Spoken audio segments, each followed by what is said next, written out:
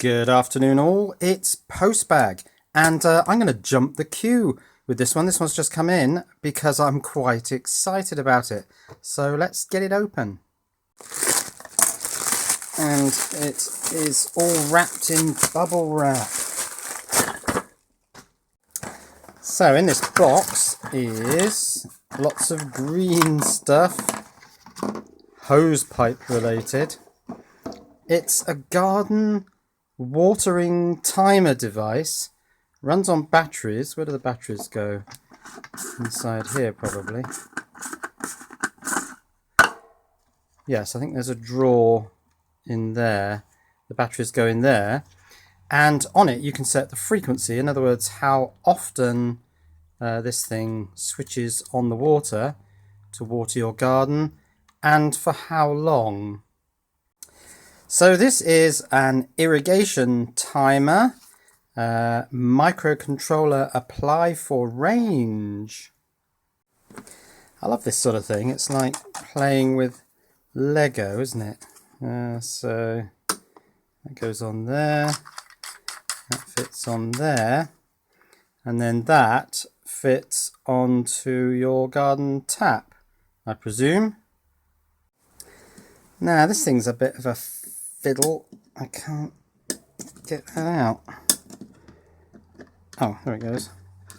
That's the battery box with wires. That looks like it takes a couple of AAAs. Well, let's put them in and see if we can get the what would it be, a servo or a motor or a solenoid or something to drive the valve one way and then the other. Right, a couple of Class Olson AAAs. Nothing yet. Okay, let's put that in there. Taking care not to trap the wire. Yes, I thought I saw a light flash. Now, on, off, 1 minute, 3 minutes, reset, on. Well, it's not making any noises. I was hoping it would drive the motor or solenoid if I found a certain combination of switch settings. Okay. Oh, that's interesting. Right, I can do what I was hoping, but it takes a little time. If I turn it off,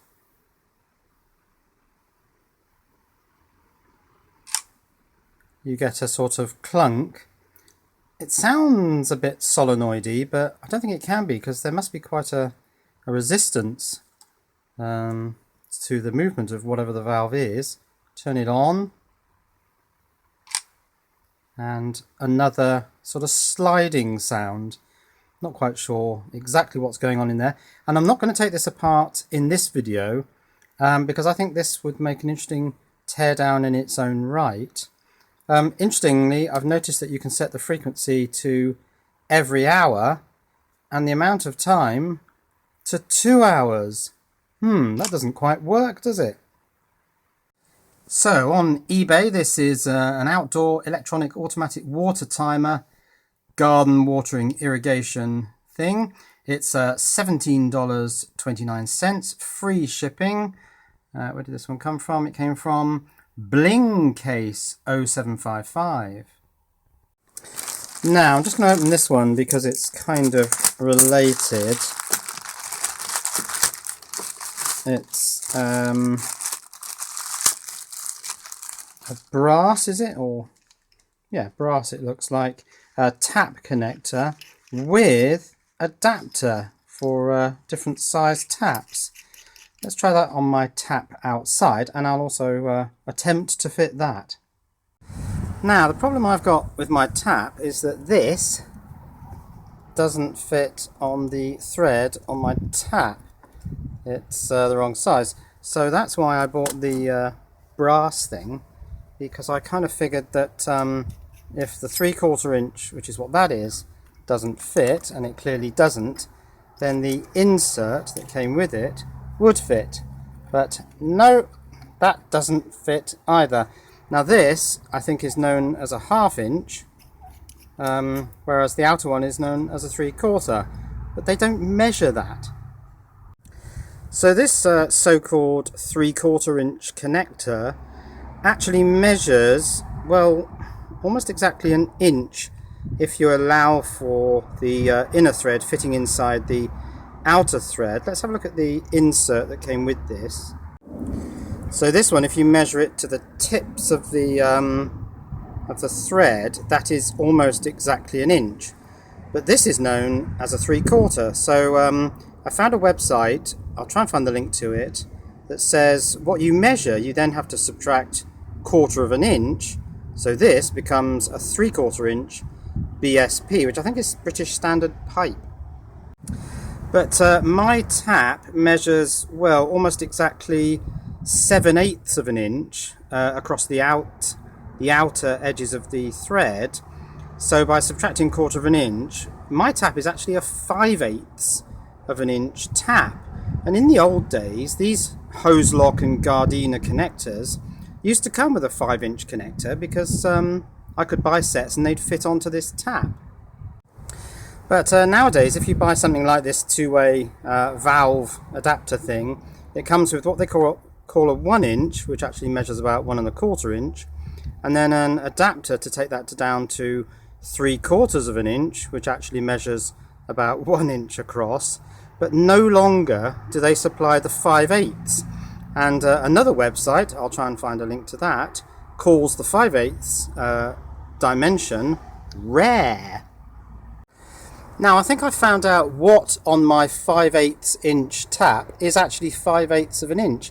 It appears to be the internal bore diameter, the diameter of the internal bit through which water flows. That's exactly 5/8 of an inch, but it's 7/8 to the outside edge of these outside threads.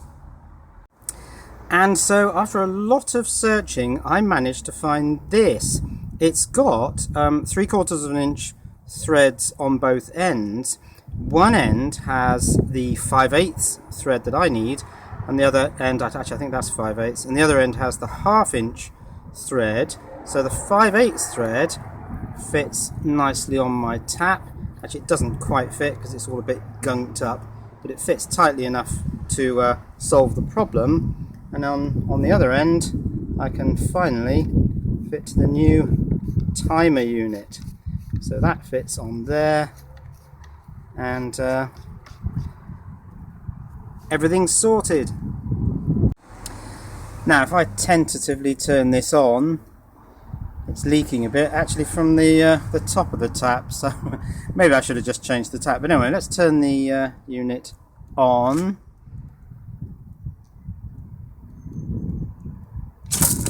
Hey, and I've just got wet. And off.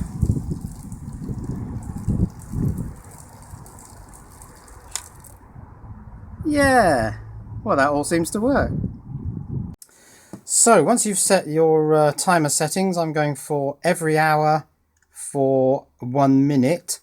You can seal water out of the electronics because there's not much of a seal around there by putting on this cover, which has a really good chunky large O-ring, and that's completely sealed from water.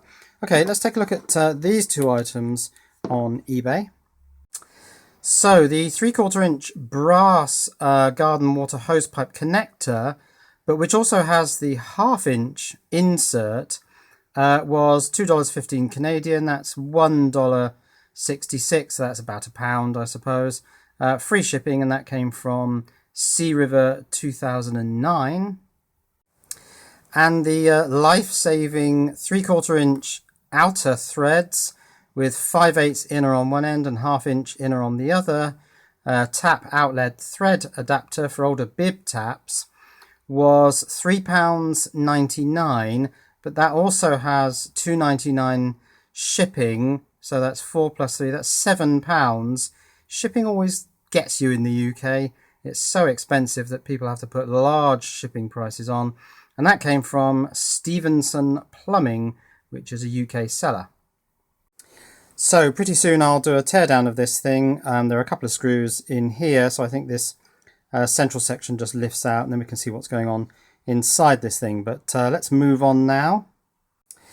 Actually, before I move on, I just wanted to show that in my watch list, I've also got this one, which is a very similar price, also comes from Bling Case.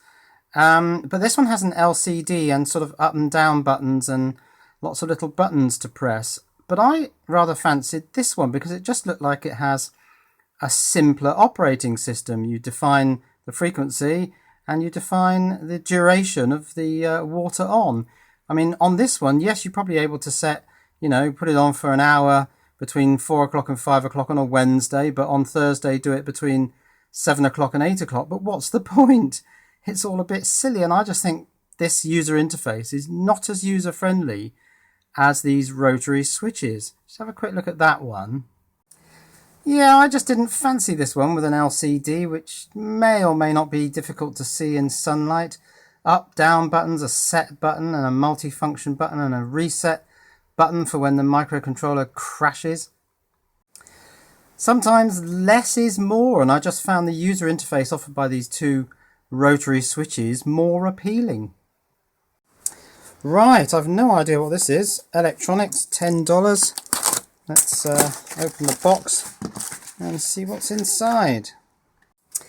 And it's this. Now this is a battery capacity tester, and it also tests the internal resistance of batteries. Looks like we can connect the battery to either that connector or this JST connector. It has a 12 volt input socket, so hopefully I can plug my 12 volts from my solar system, which, because the sun's just come out, is 13.5 into there. 4-digit display, LEDs for amp hours, watt hours, volts and amps, and a run light. Now we've got some switches down here, S minus minus, S plus plus, and SK. No idea what this all does. It does have instructions. Yes, I know what people are going to say. Take a photo of it and let Google do the translate, but I think we'll just play with it. That's more fun, isn't it? So this item is a 12 volt battery capacity tester, battery life, and internal resistance analyzer. This was $12.99 free shipping, and it came from Ianhu81. Let's scroll down and look at some spec, which is here. I'll just center my camera up. Right, there's lots of stuff here, but what I really want to know is, can I put more than 12 volts into it? Yes, I can. DC 11 to 14, that's good. It will draw 35 milliamps. That's mainly for the LEDs, I would guess. The maximum battery input voltage is 8.5. So in lithium terms, this is really a 2-cell or a 1-cell tester. Support for automatic identification of the type of battery, nickel metal hydride, nickel cadmium, lithium, and so on and so forth. So let's plug some juice in and see what happens. Center positive, yeah. That's fine. Okay, so that's going to discharge at 1 amp. I can take that down and I can take that up in steps of 100 milliamps, it looks like. SK. Oh, what's that? Oh, probably an error because it can't see any battery voltage. Okay, I think I need to connect a battery to this. So let's connect this lithium cell. Just doing it with magnets because I can't find a holder at the moment. That's positive. And see what this says if I press this SK button. So that was B3 point something, I think. Oh, 4.06.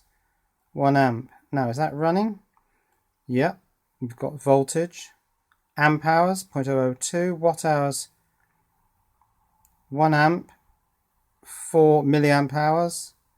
4.03 volts. This looks like it's fully charged.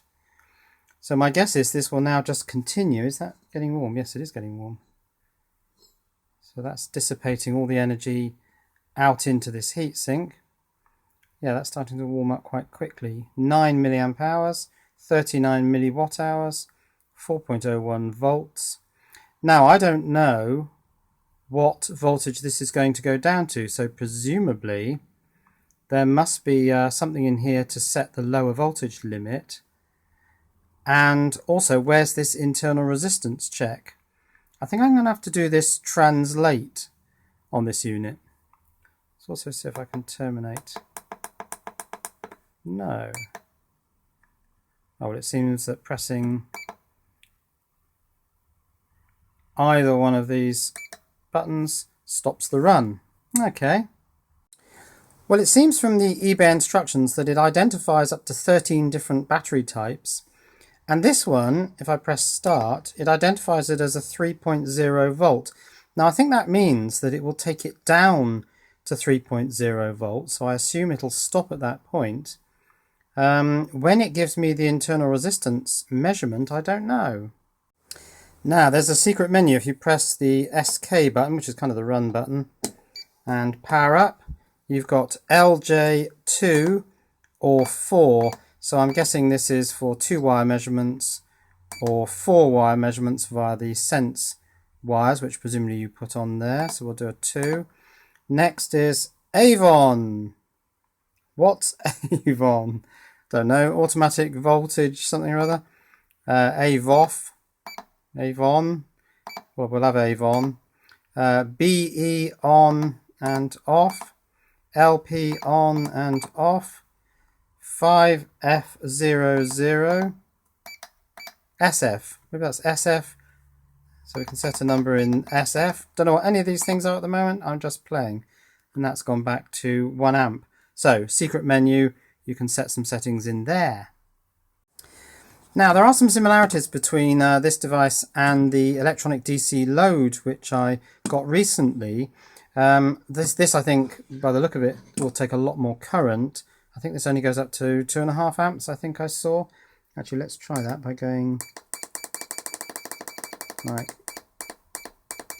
2.6 seems to be the highest, and 100 milliamps the lowest. This is an electronic DC load. It has 2 modes. It can either just be a constant current load, or it can do battery discharge testing. Well, this does battery discharge testing, but allegedly it can also do internal resistance analysis. I'm going to carry on playing and see if I can find that. Well, it seems that for internal resistance you need to press and hold the first button, power it up, and it goes into the internal resistance test mode. But this battery is showing 0, so that's not telling me much. So I'm going to swap it out for this trust fire and see if that gives a different result.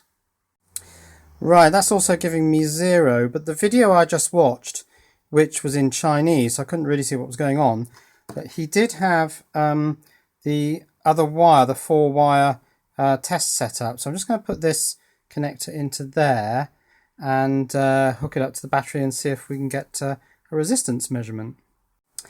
And yes, now I am getting something. Now, is that 115, 116 milliohms?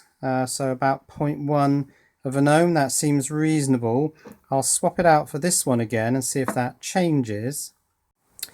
Well, it certainly changed, but it seems, if anything, to have gone up. Is that 180 milliohms? You can also flick between the internal resistance measurement, so 180 milliohms, and the voltage, that's measuring 4.05. And so yeah, the trust fire does seem to have a lower internal resistance. It's not at quite such a high voltage than this blue one, whatever this blue one might be. But I don't know what this is. I'm not sure whether this is good or bad. And this EFEST cell, lithium manganese, which is a high current rated cell, is looking like it's a lower internal resistance, but not as low as I would have thought that would be. 70 milliohms, that still seems quite high, so I'm not sure how accurate this internal resistance measurement is. Only a lot more testing would actually confirm that. So at some point I might need to do some comparative tests between this measuring internal resistance and I think this Litokala measures internal resistance briefly when you switch it on.